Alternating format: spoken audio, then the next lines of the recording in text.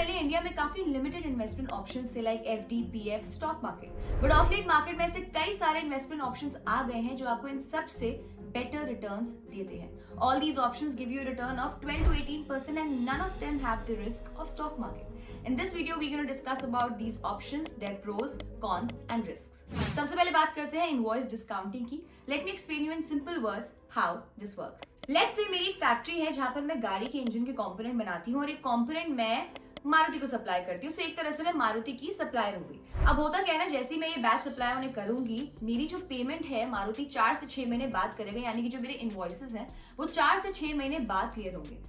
अब मान लेते हैं जो वो अमाउंट है वो है 10 करोड़ रुपए. अब वो 10 करोड़ रुपए तो मुझे अभी चाहिए ना, मुझे तो अपना बिजनेस चलाना है. तो 4 से 6 महीने वेट करने का ऑप्शन तो मेरे लिए खत्म हो जाता है और मारुति से मैं पंगे ले नहीं सकती. तो मैं क्या करूंगी, ऐसे में मार्केट जाऊंगी और लोगों को बोलूंगी यार सुनो ना, थोड़ा डिस्काउंट करके मुझे दे दो, थोड़े कम पैसे दे दो, थोड़ा काट के दे दो. जैसे ही मेरे पास मारुति की पेमेंट आएगी मैं आपको पूरे के पूरे 10 करोड़ रुपए दे दूंगी. इनवॉइस आपके सामने है. This is how invoice discounting works. इसमें रिटेल इन्वेस्टर्स भी पार्टिसिपेट कर सकते हैं with as low as 50,000 rupees. India में इनवॉइस डिस्काउंटिंग के 3 से 4 प्रोमिनेंट ऑप्शंस हैं, जैसे Credex, M1 Exchange, Invoice Smart, RXIL, etc. And all of these platforms are regulated by the RBI. Invoice discounting में आप 12 से 14% का रिटर्न एक्सपेक्ट कर सकते हो एंड आपको आपके पैसों को इन्वेस्ट करने के लिए 30 to 90 डेज का ऑप्शन मिलेगा. So in a way it seems like a decent option. अब बात करते हैं रिस्क की. अनलाइक स्टॉक मार्केट, आप अपने इनवॉइसेस को सेकेंडरी मार्केट में जाके तो नहीं बेच सकते हो, तो इन अ वे आपकी लिक्विडिटी चोक्ड रहेगी एंड अगर आपको मेच्योरिटी से पहले पैसों की जरूरत पड़ गई तो यहाँ पर आप फंस सकते हो. सेकंड रिस्क इज जहां से आपकी पेमेंट आनी है, अगर वहां से पेमेंट डिले हो गई एंड वर्स्ट के सिनेरियो में डिफॉल्ट होगी तो आपका पूरा पैसा फंस जाएगा. ऑल्दो इसके चांसेस कम रहते हैं क्योंकि बड़ी कंपनीज इन्वॉल्व रहती हैं, लेकिन यार रिस्क तो है ही. Second option is asset leasing and this is how asset leasing works. मान लीजिए आपके घर में कोई गाड़ी या बाइक है जो आप ज्यादा यूज नहीं करते हो. कोई कंपनी आपको कहती है यार ये गाड़ी ना मुझे 2 साल के लिए दे दो, बदले में हम आपको हर महीने इस गाड़ी का रेंट देंगे. This is called asset leasing. India में एसेट लीजिंग का सबसे बड़ा प्लेटफॉर्म है Grip invest and this is how asset leasing works on Grip. कोई कंपनी है जो कहती है मुझे ना 10 गाड़ियां लीज पे चाहिए and this is when grip invest comes in and says ये 10 गाड़ियां आपको हम प्रोवाइड करेंगे.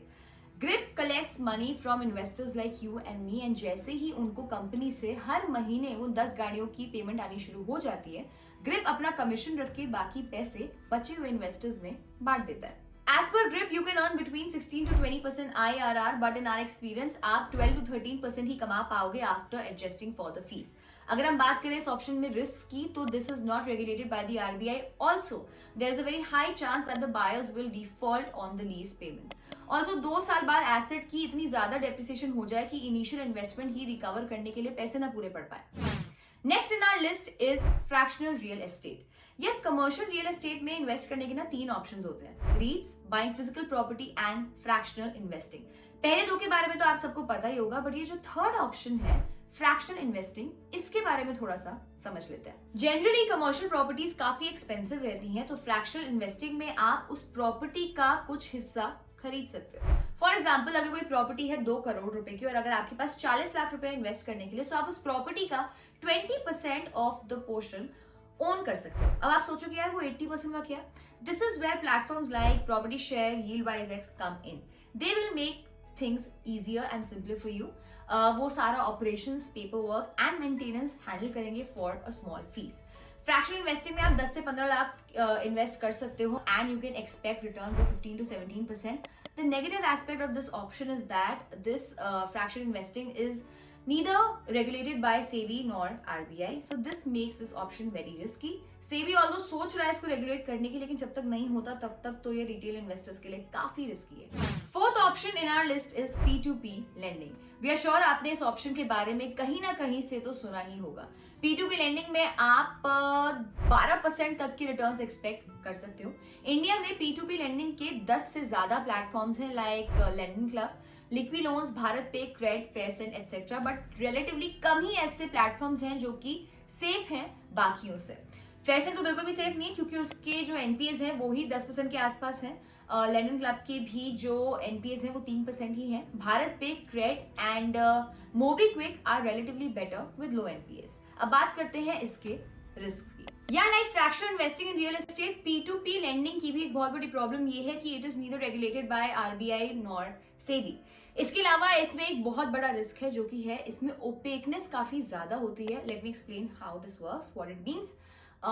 बाकी जो इन्वेस्टमेंट ऑप्शंस होते हैं उसमें आपको एटलीस्ट पता होता है कि आपका पैसा कहाँ इन्वेस्ट हो रहा है, कहाँ जा रहा है, कहाँ से आएगा। जैसे कि इनवॉइस डिस्काउंटिंग में आपको पता है कि आपका जो इनवॉइस है वो कौन सी कंपनी का है, आपने कहाँ से पैसे लिए हैं, आपको कहाँ से पैसे आने हैं, आपने कहाँ पैसे वापस देने हैं।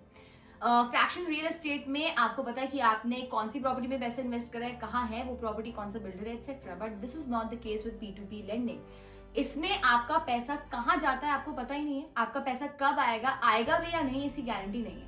आपका तो पता नहीं, but I find this really scary. Fifth option in our list is renewable investing. इस ऑप्शन में आप किसी भी कमर्शियल बिल्डिंग के सोलर पैनल्स में इन्वेस्ट करके एक फिक्स मंथली इनकम प्लस 12 से 15% की रिटर्न्स कमा सकते हो and you can start with as little as 5,000 rupees.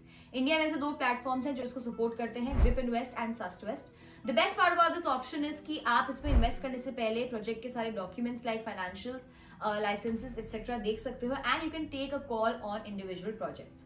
The risk involve in this option is that एक तो फर्स्ट ये रेगुलेटेड नहीं है एंड सेकंड है डिफॉल्ट का रिस्क। अगर किसी भी रीजन से कमर्शियल बिल्डिंग ने अपना इलेक्ट्रिसिटी बिल नहीं दिया तो आपकी जो मंथली इनकम है वो खत्म हो जाएगी। सो अभी तक हमने आपको 5 ऑप्शंस बताए। मैं आपको बता देती हूँ कि मुझे इनमें सबसे बेटर कौन सा लगा। I would definitely go with invoice discounting because it is backed by RBI, और asset leasing because it is backed by some assets. इनमें से किसी एक ऑप्शन में मैं मिनिमल अमाउंट की इन्वेस्टिंग करके जरूर ट्राई करना चाहूंगी।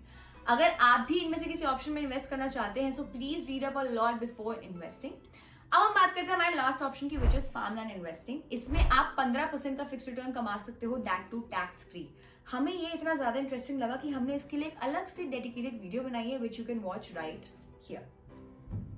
अगर आपने इनमें से किसी भी ऑप्शन में इन्वेस्ट किया है सो अपना एक्सपीरियंस हमें कमेंट सेक्शन में बताइए। We would love to learn from your experiences. Till then, B K fight.